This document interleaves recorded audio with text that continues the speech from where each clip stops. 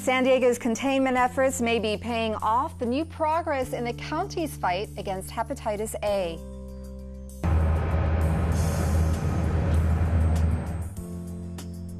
The Marines battle to keep alive a skill they haven't used in 6 decades, and how it fits in with the realities of modern warfare. That was my epiphany moment. That was the moment. Literally, the light bulb went off. That's how posters work.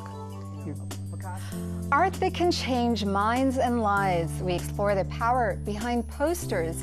KPBS Evening Edition starts right now.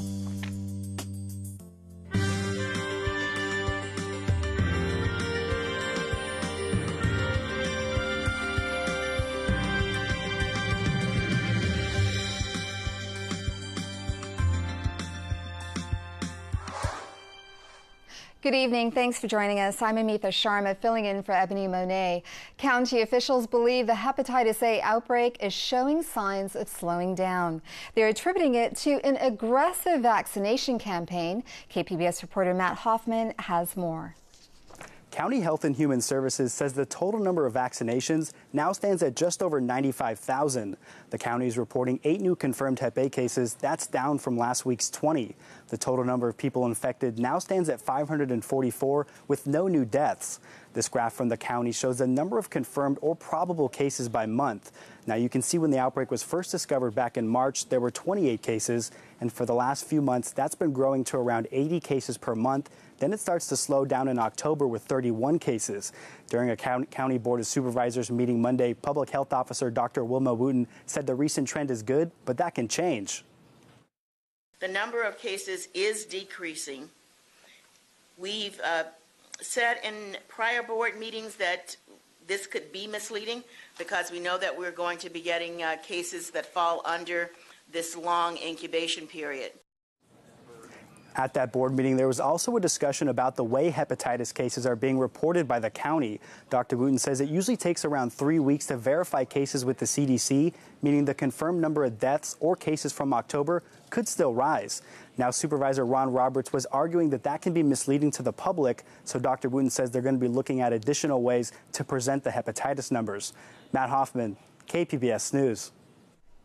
San Diego voters may have a say next year over whether to use tax revenue to help shelter the city's homeless. Discussion is underway about tapping increases in hotel room tax proceeds for housing homeless families.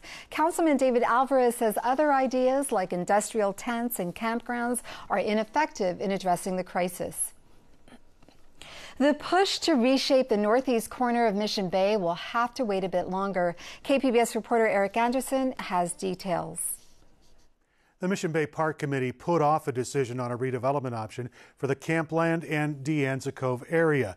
Now, a long public process produced 2 options that displeased environmentalists, campers, and golfers.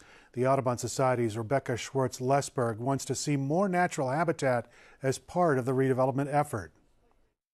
Being able to restore wetlands at De Anza would help us correct this bay-wide imbalance that's constantly favoring commerce and recreation at the expense of the environment. City planners had to balance competing interests, and none of the groups seemed happy with the 2 final options. City planner Elisa Muto explained the difficulty when those options were picked last summer. We have a number of stakeholders, a number of user groups that utilize Mission Bay in its entirety. So we heard a lot of input on all the different uses and all the opportunities. And we've really had to take those 50 gallons of use and put it into a 5-gallon bucket. The Mission Bay Park Committee canceled a meeting where they were expected to pick between 2 options, but that delay is only temporary. The committee will have to vote before the options can be sent along to the City Council. Eric Anderson, KPBS News. 10 years later, San Diego Gas and Electric is trying to recoup costs from the 2007 wildfires. It will have to wait a bit longer. The California Public Utilities Commission delayed a vote today on whether SDG&E can charge customers. The $379 million would be spread out over 6 years, costing the average customer less than $2 per month. This is the 4th delay. The vote is rescheduled for later this month. The months of turmoil in the San Ysidro School District may be starting to ease. The school board late Monday night picked a new interim superintendent after the district's last two top administrators resigned within weeks of one another. iNews Source reporter Leonardo Castaneda has details. LA area educator Mary Willis became San Ysidro's 5th interim superintendent since 2013. She knows the job is temporary while the board searches for a new leader. The school district's latest round of troubles began in September. That's when Superintendent Julio Fonseca resigned after getting a $376,000 separation packet. Shortly after his departure, iNews was revealed that the payout plus his salary and other financial perks added up to Fonseca making at least $1 million for 26 months of work. That averaged out to make him the highest paid superintendent in San Diego County and the second highest paid in the state. The revelation kicked off a flurry of activity in the district, including a call last week by school board member Rodolfo Linares for the resignation of the district's interim superintendent, Jose Arturo Sanchez Macias. He accused Sanchez Macias and Fonseca of misleading the board about their life insurance benefits and of illegally cashing out their vacation days. 2 days later, the interim superintendent resigned. The board also unanimously voted to send any information related to financial misdeeds at San Ysidro to the district attorney's office. That's the situation Willis steps into. The school board is choosing Willis, praised her wealth of experience, and pointed to unspecified challenges the district will face in the coming months. The board members will consider her contract and salary when they meet again on Thursday night. For KPBS, I'm iNews Source reporter Leonardo Castaneda. iNews Source is an independently funded nonprofit partner of KPBS. It's election night across the country, and the results will likely shape how both major parties approach the midterm elections in 2018. The most high-profile race might be in Virginia, where President Donald Trump is casting a shadow over the campaign.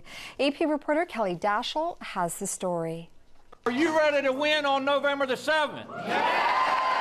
Are you ready to keep Virginia blue? This is the most important election in our lifetime for governor. It really is. It really is. On Tuesday, Virginia voters head to the polls for a high-stakes, hotly contested gubernatorial election, one of only two in the country this year, and the first competitive statewide race since President Donald Trump took office. We're going to win because of folks like you. The contest pits current Democratic Lieutenant Governor Ralph Northam against former Republican National Committee Chair Ed Gillespie, two low-key establishment-aligned moderates during a time of growing populist appeal. The race has drawn big names from both major parties, including former President Barack Obama and Vice President Mike Pence. Absent on the campaign trail but hot on the minds of voters, President Trump. Is Trump a major factor in this particular election? Is the Pope Argentinian? I would say Trump is probably more important than anything else, any issue or even the personalities and backgrounds of the two major party candidates. Which has proven a conundrum for Gillespie, who has worked hard to distance himself from the president in the only southern state Trump lost in the 2016 election. But Gillespie desperately needs Trump's loyal base, particularly in coal country, to turn out to vote. So while he carefully avoids mentioning the president by name, he's adopted the same campaign themes, like protecting Confederate monuments and cracking down on illegal immigration. Yet Ralph Northam voted in favor of sanctuary cities that let dangerous illegal immigrants back on the street, increasing the threat of MS-13. While the tight polls suggest the strategy could be working, some in coal country write it off as insincere. You have to somewhat distrust these rapid conversions. You can't help but be a little bit suspicious. Northam, meanwhile, has raised millions more than his opponent in the state Hillary Clinton carried by 5 percentage points in 2016. Add to that Virginia's long history of electing governors from the party outside the White House, and the race should be Northam's to lose. President Trump is so unpopular in Virginia. I think he gives real momentum to the entire Democratic ticket. What counteracts it is that this is an off-year election. Turnout plummets, it always does. And that tends to benefit Republicans, while Sabato warns against reading too much into the tea leaves of one gubernatorial race. Both sides are hoping for a win Tuesday to prove their parties are on the right track ahead of next year's crucial midterms. Kelly Daschle, Associated Press. NPR is tracking election results from Virginia and other key races and ballot measures from around the nation. Updates are also online at npr.org. If he had to vote now, Representative Darrell Issa says he's a no. The Republican congressman from Vista doesn't support the current tax overhaul bill and takes issue with the elimination of state and local income tax deductions. Issa is the first of 13 California Republicans in Congress to publicly state his or her intentions. Issa says he has issues with individual tax cuts, claiming they will hit some Americans unevenly. A potential new stadium for SDSU could be impacted by the Republican tax plan. The bill calls for an end to tax-exempt status for bonds issued by state and local governments. The Brookings Institute found there were more than $3 billion of subsidies spent on 36 projects over a 16-year period across the U.S. Scripps has unveiled a $2.6 billion program to modernize its healthcare system.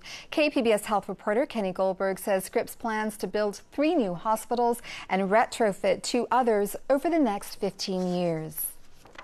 The largest project will be a complete makeover of Scripps Mercy Hospital in Hillcrest. Plans call for replacing the existing facility with a 15-story tower.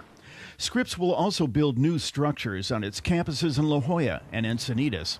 In addition, the master plan includes a new outpatient center in Oceanside. I'm actually most excited about, being able to go public on the replacement of Mercy Hospital, I think. Scripps CEO Chris Van Gorder says an increasing number of surgeries are being done outside of hospitals. So healthcare is changing pretty dramatically in that way. But the technology built in the hospitals are very different today as well as they were 50 years ago. From the private rooms to robotics and all sorts of efficiency technologies and safety technologies. So it's time for us to rebuild the system. Scripps says its master plan will be financed through a combination of revenue, bonds, and philanthropy. Kenny Goldberg, KPBS News. Armed couriers may be the best way to protect businesses about to enter California's pot industry. That's one of the findings of a year-long study released today by the state treasurer. John Chung says there will be no real solution until the federal government eases drug laws that prohibit cannabis businesses from banking services. Did you know it can take 5 hours for bank employees to count $300,000 in cash? It's very attractive to criminals, and so when you have to keep your entire operating accounts, your business accounts, checking, savings accounts in cash, oftentimes bad things can happen. So it's a very real daily concern for cannabis business owners up and down the state. California's legalization of recreational marijuana takes effect in January. It's expected to grow to a $7 billion industry by 2020. California voters may weigh in on the psychedelic drug popularly known as magic mushrooms. Supporters just got the green light from the Attorney General's office to start collecting signatures for a 2018 ballot measure.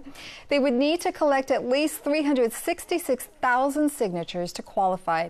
Supporters want to make it legal for anyone over the age of 21 in California to grow, transport, sell, or use psychedelic mushrooms. The DEA classifies psychedelic mushrooms as a Schedule I drug, along with heroin, ecstasy, and LSD. Coast Guard cameras caught this man trapped on a sinking boat off the coast of San Onofre State Beach. He abandoned ship yesterday when it started to tip over. A rescue swimmer was lowered from a chopper. He helped hoist the boater out of the water. He didn't suffer any injuries. A tow vessel recovered the boat and brought it to Dana Point. You may have noticed some drizzle earlier today, depending on where you live in San Diego County, but more sunshine is expected tomorrow. Erin Calandra is tracking the weather and has tonight's forecast. We are seeing an active satellite and radar here in San Diego County. Hopefully everybody had a nice day. It was a bit cloudy out there, though. We even saw a couple of showers, maybe a few drizzle in some areas across the county. It's mainly because of the jet stream. It's really just taking a bunch of clouds and sucking it straight across the county and also across the country, for that matter. So for tonight, it's going to be mainly clear, 60 degrees for our overnight low.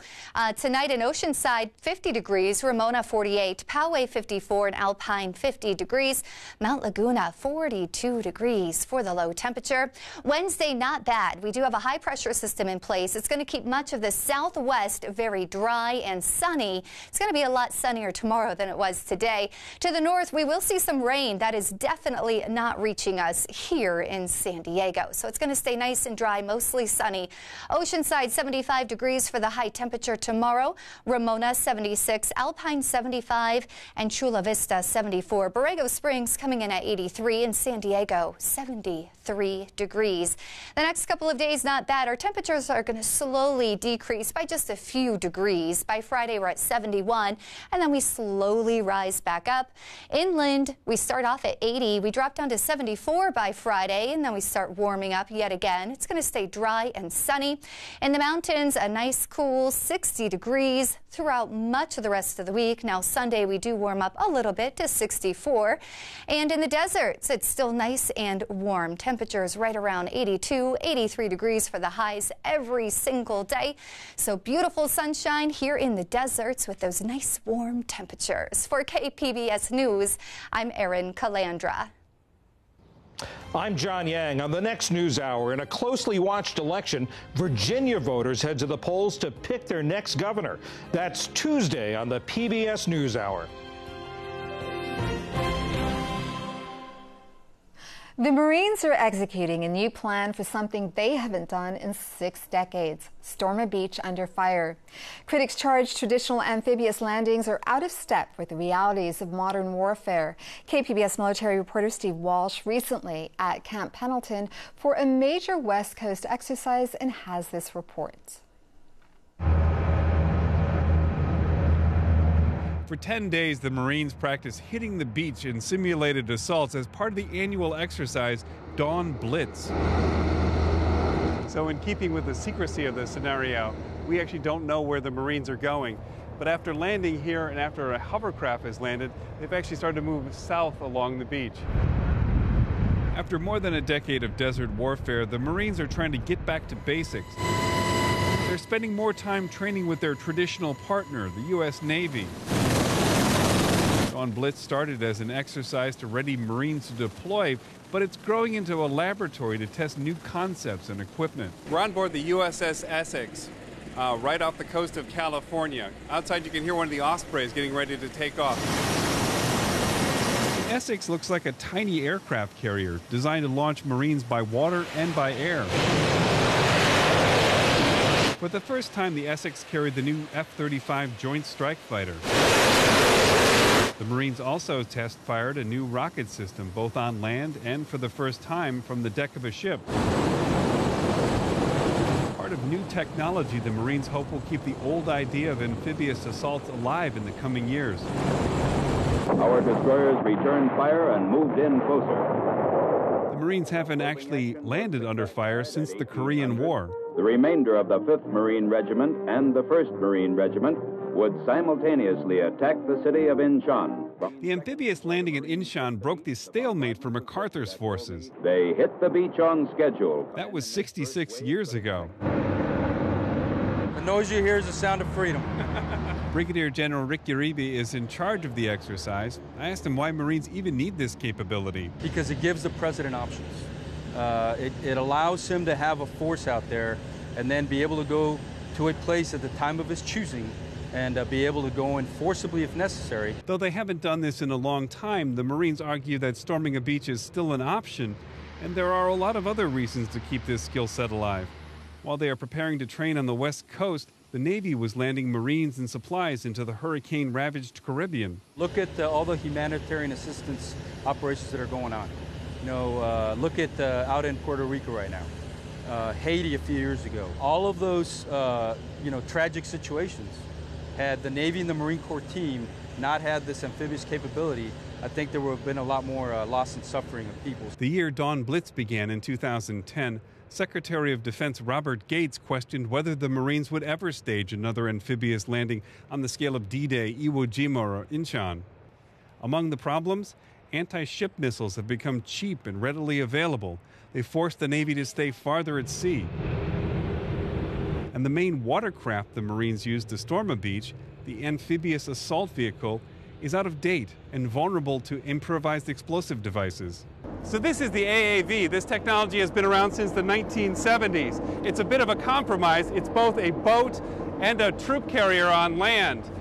These things weren't used at all in Iraq past about 2007, and because of survivability issues, they weren't used at all in Afghanistan. Chance Carlson is an AAV mechanic. His AAV was part of a unit of the big tracked vehicles staging in double rows along the beach. I asked him if he was worried that his vehicle was probably older than him. Not too bad, no. We do a good job maintaining them, and we get the adequate parts and stuff we need. We're watching some group of 6 AAVs slowly making their way into shore. Now, the AAVs travel at about 45 miles an hour on land, but in the water, they only can go about 8 miles an hour, which can be a real problem under fire. For years, Congress and the Pentagon have debated how to replace the amphibious assault vehicle. One program was canceled after critics questioned the cost, as well as whether or not the Marines would be better off with a troop carrier that served them mainly on land. This year, the military released a new concept for amphibious landings. Instead of leading with the heavy armor like D-Day, the Marines want to spread the enemy's defenses by landing in small forces by air, slightly inland or on nearby islands, meaning, at least initially, future Marines could bypass the beach altogether. If they do this at all. Steve Walsh, KPBS News. When Carol Wells started collecting, the art establishment shunned political posters. Even today, most artists intend them to be ephemeral rather than enduring works. In tonight's Artbound report, Wells explains the power of posters. This is the poster that changed my life. One of the anti-Sandinistas neighbors came over for a consultation, and she had her 8 or 9-year-old son with her. And their neighbor's child was left alone in the room while the 2 women went off to get some health care consultation. And he'd never been in the house before. He was looking around, trying to see how they lived differently than he did. And he immediately was attracted to this poster, the bright color, the strong graphic, and then he goes over to it, and he was short, and the poster was up high, and I watched him mouthing the words, "In constructing the new country, we are becoming the new woman." And this is the Nicaraguan Women's Association, and I watched him try to figure out what the poster meant. And I doubt that he figured out what it meant. It's a pretty sophisticated concept for an 8 or 9-year-old. But that wasn't the point. The point for me was that was my epiphany moment. That was the moment, literally, the light bulb went off. That's how posters work. You're going about your daily life. You're not making a special trip to a museum to see, a Picasso. You're going about your daily life, and there's this thing that attracts your attention by its bold color, its slogan, its graphic. And it makes you stop, it makes you think, it makes you ask a question. And every time we ask a question, we're different. Questions change us because it kind of breaks through the bubble that we always have, that we know what we need to know to get through the day. But posters are able to break through that and make us see the world a little differently than we saw the world before the poster. When we started the center, it was still, political posters were not considered art form. They were considered agitprop, which is a pejorative. Political art, just to call something political art, is also pejorative. There's the fine arts, there's the high arts, and they never combine politics, which of course is, they don't know their art history, because Guernica is one of the most extraordinary paintings. In fact, I think Time magazine called the Guernica the most important piece of art of the 20th century. And you certainly cannot call that not political. That's what made it. But for the most part, the museums don't show political art unless it's by a Picasso or somebody who's already famous for something else. So political posters were not only not considered an art form, but they're basically the stepchild of the art world. And one of the things that the Center for the Study of Political Graphics is trying to do is get political posters taken seriously as an art form. I don't know if this poster is going to make a difference, or that poster stopped the war, or that poster changed somebody's life. I know a poster changed my life. And I know graphics changed Martin Luther King's life. I'd have specific examples of graphics and images changing people's lives. But if we didn't try to make things better, we know they're going to get worse faster. And so I can't guarantee you anything. I can't prove that this is going to make a difference, but I can guarantee that if people like the artists who made these posters and the organizations that were working around getting these posters made and distributed, if they weren't doing that work, this world will be in a way worse shape a lot faster. So I'd rather err on the side of trying to make things better, leaving the world a better place than I found it, than saying, just go off and go to the beach. That story was from Artbound, a production of KCET in Los Angeles. Here's a look at what we're working on for tomorrow in the KPBS newsroom. On Morning Edition, the Hidden Brain podcast explores the connection between Pavlov and love. And on Midday Edition, a special code that helped outsmart Japanese forces during World War II. Meet the director behind Navajo Code Talkers tomorrow on KPBS Radio. An update on the Virginia's governor's race we told you about earlier in the show. The AP now projects Democrat Ralph Northam as the winner. More coverage tonight on NewsHour and NPR.org. Thank you for joining us, and have a great evening.